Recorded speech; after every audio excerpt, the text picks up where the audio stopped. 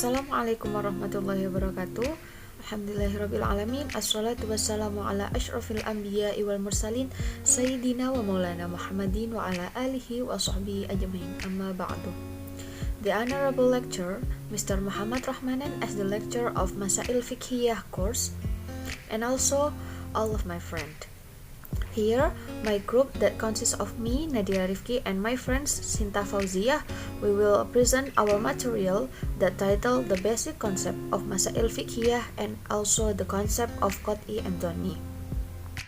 Here we will explain the content of Masail Fiqhiyah. There are the meaning, the scope, and the purpose of Masail Fiqhiyah. Meanwhile, the content of Qat'i and Dhanni concept, that it consists of the definition, the characteristic, the example, and the role of establishing the Islamic law. Okay then, firstly, please pay attention to our friends Sinta Fauziyah that will explain about the basic concept of Masail Fiqhiyah. To Sinta Fauziyah, the time is yours. And so, Miss Sinta Fauziyah, I would like to explain about the general concept of Masail Fiqh. The word of Masail Fiqhiyah is etymologically comes from the Arabic language, which is a series of two words, namely Masail and Fiqhiyah. Lafaz Masail is a form of jamak taksir from mas'alah, which means problem, and then the Fiqhiyah, which means a deep understanding of Islamic laws. Masail Fiqhiyah are the problems related to fiqh, problems that arise in the present and context as a reflection of the complexity of the problems in the place, condition, and time.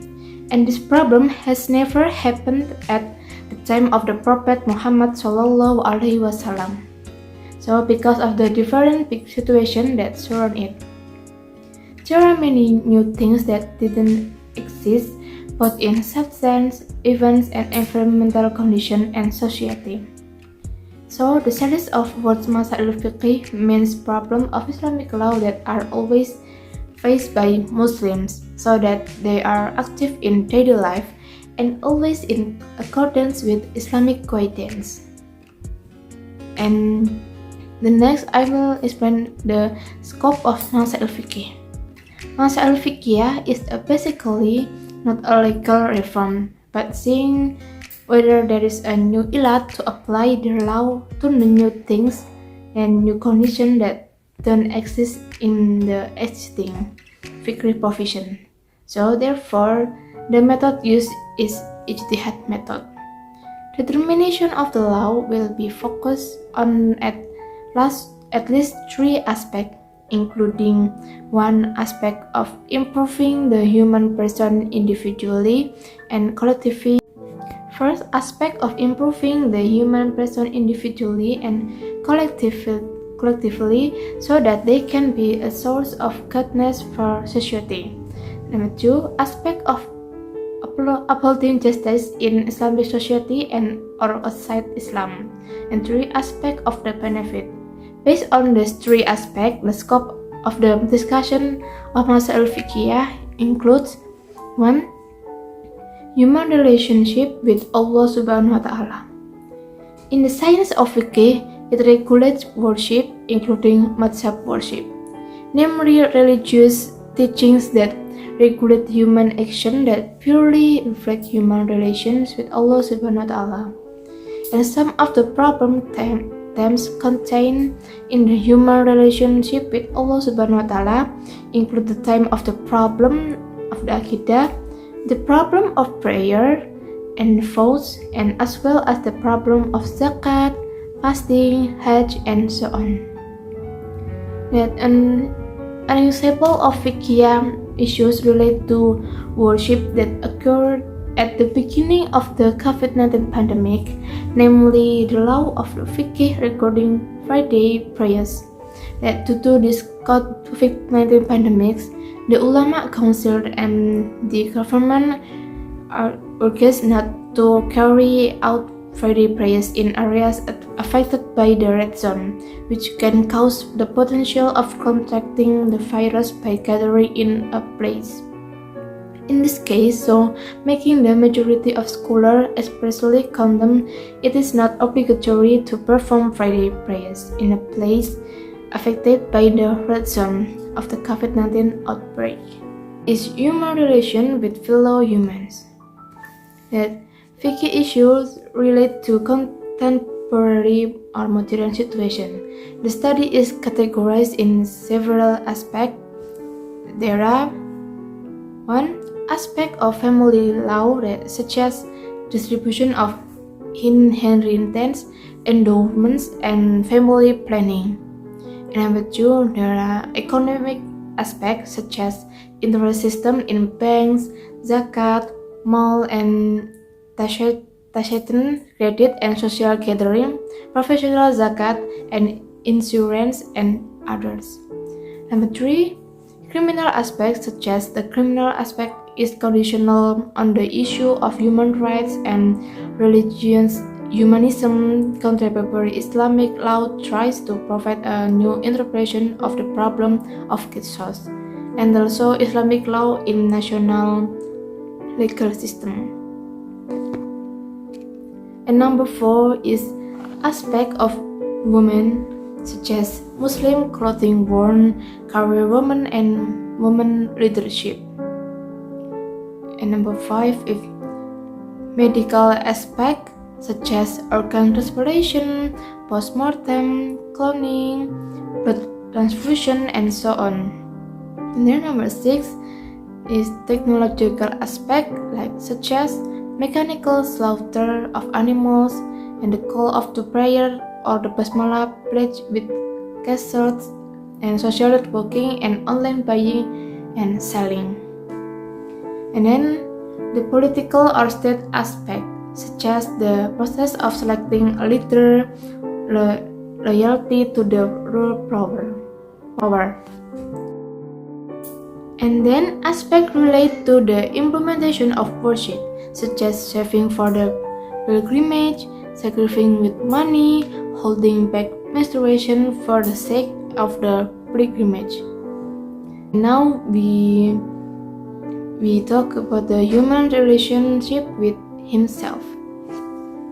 Yes, and the example of masail fiqhiyah in this are such as removing hair or shaving hair, then connecting hair, plastic surgery, and so on that make change to the limb. There are things that are haram, makruh, permissible, or sunnah depending on several provisions, such as the reason for the change, what the reason you change it. And the 3 after human relation with himself, now that human relation with the natural surroundings. There is a lot of environmental destruction carried out by humans carelessly without thinking about what will happen as a result of their action. But meanwhile, environmental issues that do not receive great attention in classical Islamic treasures, so that environmental fiqh or fiqh al-bid'ah is made which explain the ecological behavior of the community. Muslim based on Shari'i texts to achieve the benefit of environmentally sustainability. And after talking about the scope of Masail fiqh, now we're talking about the purpose of studying Masail fiqh. And the following are some of the objectives in studying Masail fiqh, including 1 is so that Muslims can understand the objective and various problems of the study of Masail fiqh relate to contemporary fiqh issues. And then number 2, to find out and identify the problems of fiqh that develop in the community. And then number 3, to avoiding the nature of religious fanatism. And 4, can be wise and tolerant with difference in views in understanding fiqh rationally without taqlid, with a certain understanding without knowing the arguments. And number 5, we will able to apply the rules to the detailed Shara arguments in contemporary fiqh issues. Number 6. Able to apply legal rules that determine the solution attitude taken when facing actual fiqh problems. And the next will be explained by my friends Nadira Rifki. Next, I will explain about the definition of qat'i and dhoni concept. Firstly, we must know that etymologically, dhoni comes from word of dhon, that which mean conjecture, or speculative or relative. Meanwhile, qat'i comes from word of qata'a yuqati'u, that which mean to break up, or to be sure, or to be silent. Okay, next, before we talk about the terminologically, we must know that qat'i and dhoni concept is related to the first, the source of dalil, the next is the content of dalil, and the third is the power of argumentative of dalil. And then, terminologically of qat'i, a proposition was historical origins or the source or al-wurud, and then reference to the meaning or ad-dalalah or the argumentative power of the meaning itself are certain and convincing. And then meanwhile, the terminologically of dhoni is a proposition whose historical al-wurud, the reference or ad-dalalah, the argumentative power is strongly suspected to be true, such as a judge's decision based on the testimony of witness, which is impossible to make mistake. So the difference of qat'i and dhoni is qat'i have power, more powerful, more stronger, and certainly. Meanwhile, the dhoni concept is strongly suspected to be true. It sifatnya adalah spekulatif atau relatif. So from the definition, we can conclude that concept of qat'i and dhoni describes the nature of the source atau al-wurud, and then the meaning or content atau ad-dalalah, and argumentative strength or al-hujjiyah of a proposition. Jadi, konsep qat'i dan dhoni adalah sebuah sifat yang mendeskripsikan tentang sumber dalil, yang kedua isi kandungan dalil, dan yang ketiga kekuatan argumentasi dari suatu dalil. Okay, the next I will explain about the characteristic of qat'i and dhoni concept. Okay, we will see from the aspect of the sources. The qat'i has nature that it can be sure that it comes from Allah or His Messenger.